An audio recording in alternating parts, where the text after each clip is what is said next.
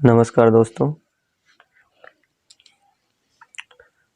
आज हम विज्ञान का अध्याय 10 प्रकाश, परावर्तन तथा अपवर्तन को के न्यूमेरिकल्स यानी कि अभ्यास प्रश्न को सॉल्व करेंगे।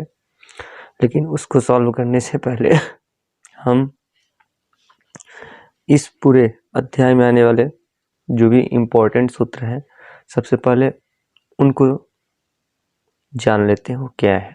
ठीक है, उसके बाद हम अभ्यास के प्रश्न करेंगे तो हमारे लिए आसान होगा। तो चलिए हम स्टार्ट करते हैं।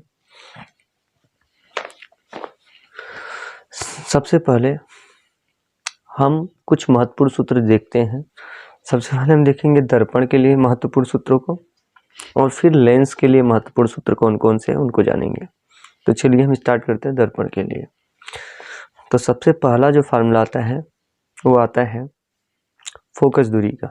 स्मॉल f बराबर कैपिटल R अपॉन 2, यानी कि small f is equal to capital R by 2।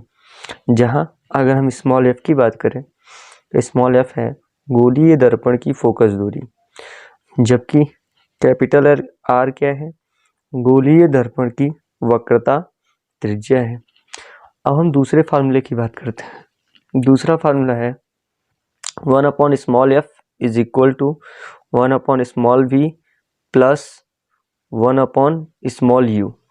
जहाँ अगर हम देखें तो स्मॉल f वही है जो पहले था, यानी कि गोलीय दर्पण की फोकस दूरी है, और स्मॉल v क्या है, गोलीय दर्पण की प्रतिबिंब से दूरी है। और स्मॉल u को देखें तो स्मॉल u है गोलीय दर्पण की वस्तु से दूरी। इसी प्रकार हम तीसरा फार्मूला देखते हैं।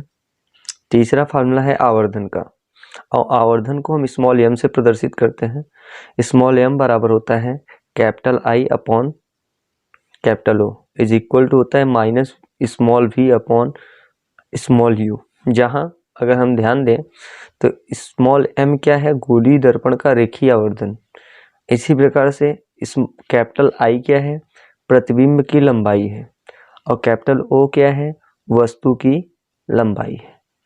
अगर हम आगे बात करें v और u का, तो v और u वही है जो यहाँ पर है। ठीक है, v यानी कि गोलीय दर्पण की प्रतिबिंब से दूरी, और u क्या है, गोलीय दर्पण की वस्तु से दूरी है। अब हम बात करते हैं लेंस की। लेंस क्या होता है? तो अगर हम लेंस की बात करें तो सबसे पहला फार्मूला आता है लेंस में, लेंस सूत्र का। लेंस सूत्र का फार्मूला क्या है, 1 upon small f is equal to 1 upon small v minus 1 upon small u। अगर हम देखें तो दर्पण में भी यही फार्मूला है और लेंस में भी यही है। बस अंतर क्या है, v और u के बीच में दर्पण वाले में प्लस आता है, जबकि लेंस वाले में v और u के बीच में जो साइन आता है वो माइनस का आता है। अब हम आगे बढ़ते हैं। हमारा अगला फार्मूला है आवर्धन का। अगर हमने दर्पण के आवर्धन के लिए देखा, ऐसे ही हम लेंस के आवर्धन का फार्मूला देखते हैं। तो आवर्धन का सूत्र होता है स्मॉल m बराबर capital I upon capital O is equal to होता है प्लस v अपॉन u, यानी कि v अपॉन u। अगर हम देखें तो दर्पण वाले के आवर्धन में भी क्या था, वही सूत्र आ रहा है, लेकिन इसमें माइनस साइन के साथ में आता है, और यहाँ पर क्या हो जाता है, प्लस। और प्लस लिखा नहीं जाता है, लेकिन लिखने से हमको पता चल रहा है कि भाई दोनों में अंतर है। इसी प्रकार से आगे बढ़ते हैं, लेंस की क्षमता की बात करते हैं। तो लेंस की क्षमता के दो फार्मूले होते हैं। एक पहला जो फार्मूला होता है वो होता है capital P is equal to 1 by small f। ये फार्मूला हम तब लगाते हैं जब f का मान मीटर में दिया हो।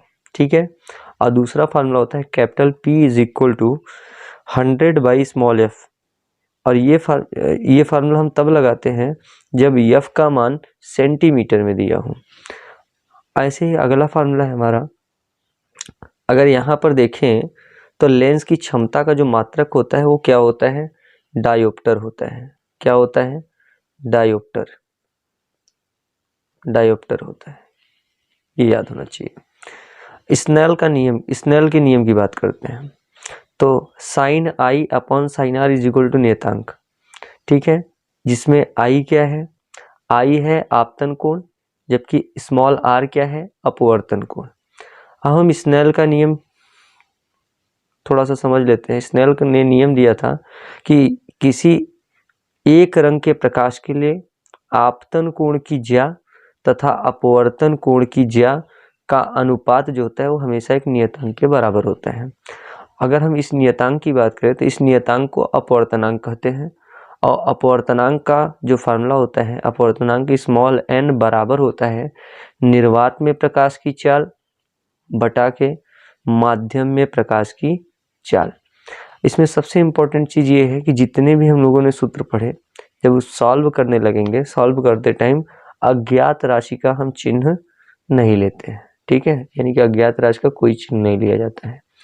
और ये था हमारा अध्याय 10 का टोटल फार्मूला, ठीक है। इस फार्मूले की मदद से हम अभ्यास के प्रश्नों को बहुत ही आसानी से सॉल्व कर सकते हैं। धन्यवाद।